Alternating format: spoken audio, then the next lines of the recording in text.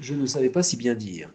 Tandis que le pays, que dis-je, la planète, l'humanité entière ou presque, tant les pays épargnés sont peu nombreux finalement, l'ensemble des humains focalise son combat contre un ennemi commun, le désormais illustre et microscopique Covid-19, nous nous trouvons subitement ce matin dans notre bulle à combattre un autre parasite, infiniment plus gros, le pouls.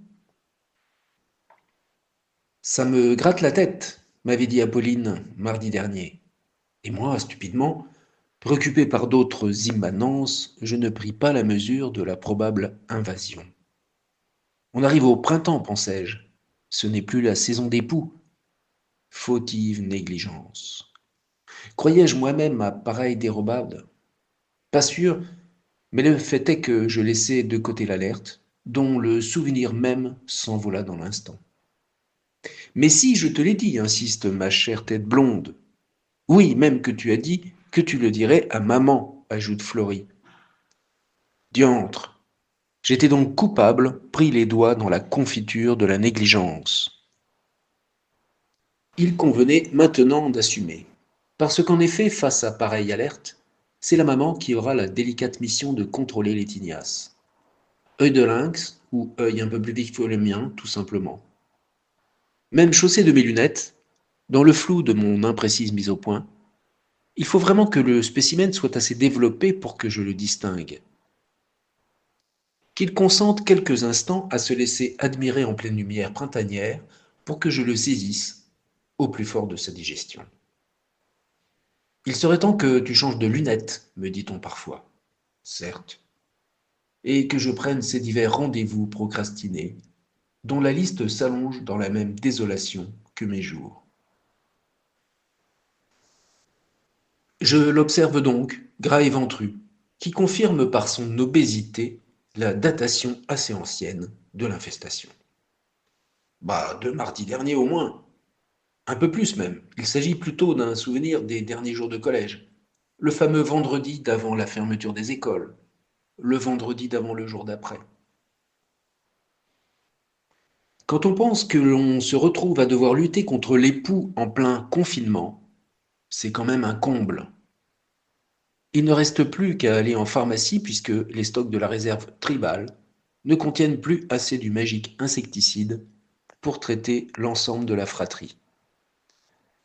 Ne subsistait guère dans les placards que les peignes à poux, ces petits machins à dentition de baleine, de toutes couleurs et de toutes formes. Une belle collection dont certains toujours emballés de plastique et qui ne serviraient certainement jamais, mais dont l'existence témoignait du nombre des infestations précédentes. Je préférais ne pas les compter.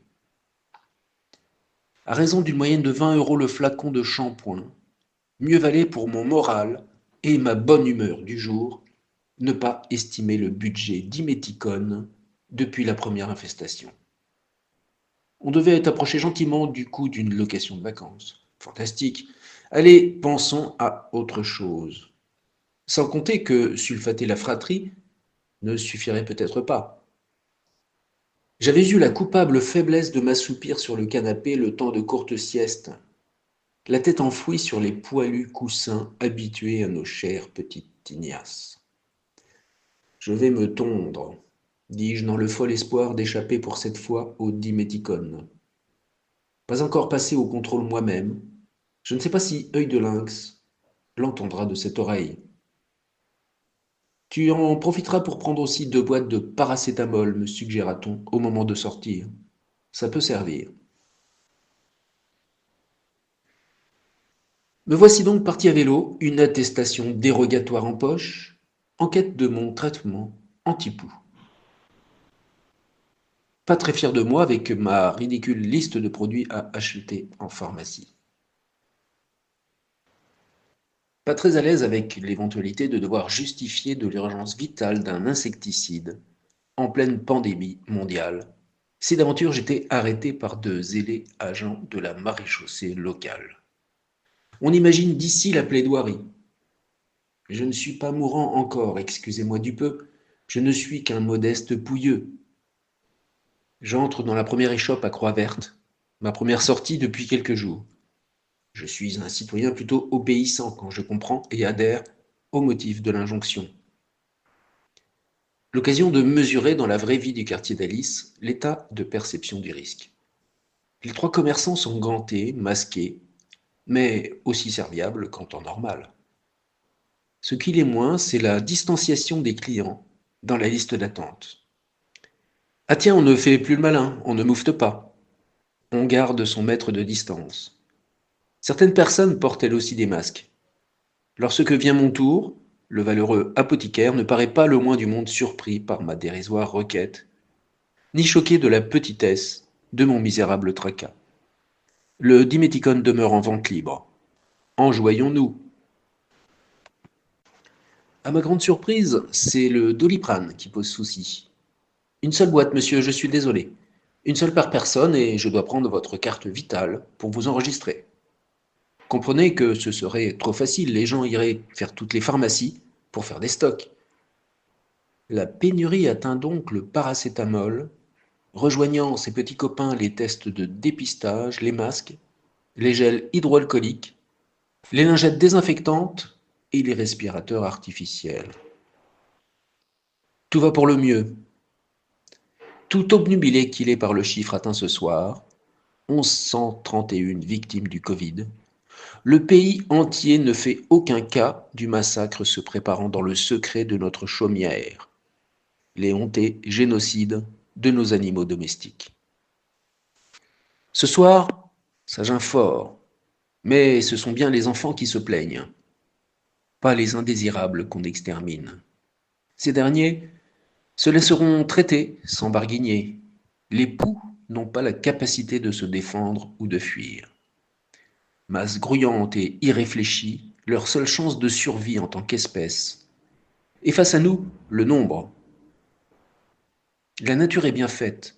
Elle semble avoir tout prévu pour quoi qu'il advienne, préserver la vie contre nous, les démiurges. Une femelle isolée qui aura résisté au traitement et qui parviendra à pondre avant de trépasser.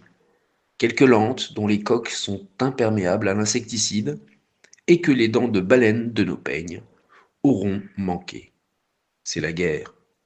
Le prince avait raison, au bout du compte. Elle est terrible car nous devons vaincre cette loi de la nature. Tous devront y passer, aucune pitié pour les nuisibles. La barrière des espèces fait que l'on n'entend rien de leur souffrance. La main ne tremblera point. On se badigeonne le cuir, on désinfeste toute la draperie, les vêtements traînant ici ou là, le moindre tissu qui aurait pu effleurer un cheveu de pouilleux. On aspire et on sulfate tous les tissus inamovibles, on déhousse tout ce qui est déhoussable, et on bourre le lave-linge. Nous savons qu'il faudra une seconde attaque dans quelques jours pour exterminer la seconde génération avant la ponte. Le génocide ne doit épargner aucun survivant. L'opération conduite, il n'y a plus qu'à attendre, laisser agir. Le cuir chevelu des enfants infuse là-haut, dans leur chambre, en attendant le dîner. Alice et moi, une serviette sur la tête nous aussi, venons de terminer de préparer le repas.